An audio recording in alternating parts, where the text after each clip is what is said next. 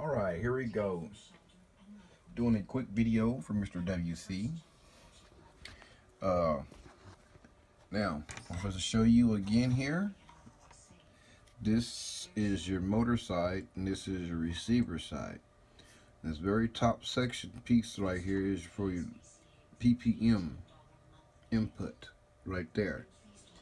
So you want to make sure you have those in the right section, and you see on the top right there that minus is not for your ground, because I think when I looked at your last video you had that wire backwards, and I don't know if you changed it or not, but that minus is for your signal wire. It's like this right here. You want to have your signal wire right there. Your G is your ground, so that could be the reason why you're not getting input to your receiver.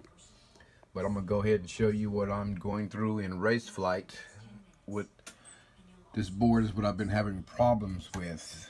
This is a new board I've been working with, and it bricked all my ESCs, which made them no good. So I had to order a Arduino board here to unbrick my ESCs, which something that's new to me. I have never done, and it was very frustrating for me. I'm gonna tell you right now, I had to ask for help, and that's one of the things that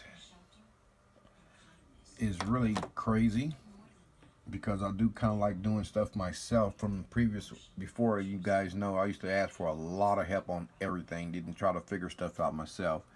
But that's one of the things I've been doing here lately, figuring stuff out myself and trying to do things before I even ask for help. If it's my last resort, is basically what I'm coming down to. But I was having issues with this board because, like I say, it's a board I never used before, something completely, totally new, and it's basically kicked me in my ass. But I got help, finally figured it out how to use, where to plug the wire or solder the wires onto the back of the ESC to put it into C2 mode in order to flash your ESCs if they are ever booted by a program or corrupted. You can go back in and reflash the firmware to get them out of reboot, out of booted mode. And basically, you see those little 4 solder pads on the back right there.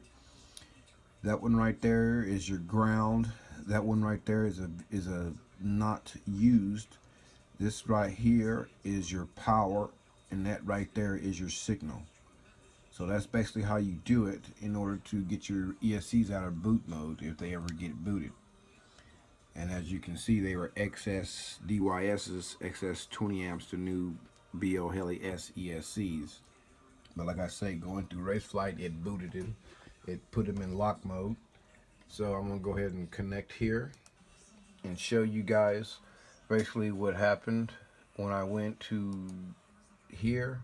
And you see that right there, it tells you basically when you select that, just a warning, always be warned in here, and you do that. That's what it did. It basically bricked, and my phone ain't focusing, it basically bricked 2 and 3 ESC on me. So I had to go into the deal into C2 and do that. But basically, we're gonna go here into the receiver tab right here, and see, I'm using Spectrum. So for you guys that's using S-Bus, which is Futaba, that's what you would want to use right there. And this is something new that I am not familiar with, is the S-Bus mode BRJJ01. RJ1J01. I don't know what those are. Those are maybe the new S-Bode modes, maybe, with the features. But I usually, like I say, I click Spectrum because I'm using PPM.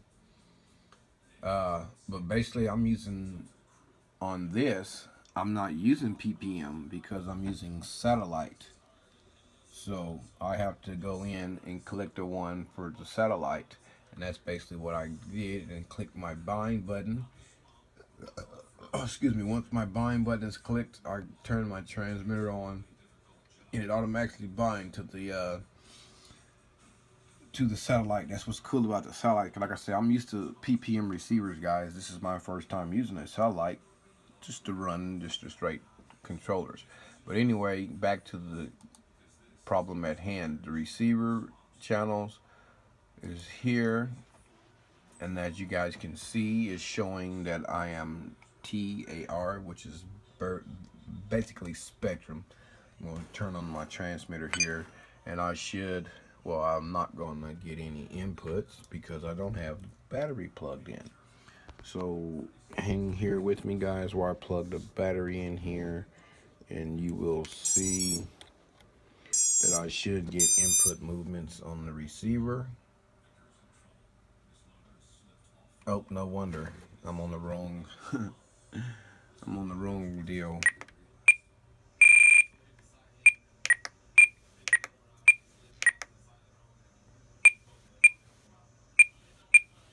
QAV 220. All right. Now my mode, there she goes. And there we go. We have input. As you guys can see, I have input on my receiver now. That's throttle, rudder, my yaw. So everything is working on that, guys. And I love it, love it, love it. Like I say, I got my deal active. There it went. I think I got it activated on a switch here. Flight mode 3. Flight mode 1. Activated. So, yep, there she goes. Everything is working, guys. So that's how you do it. Thanks for watching.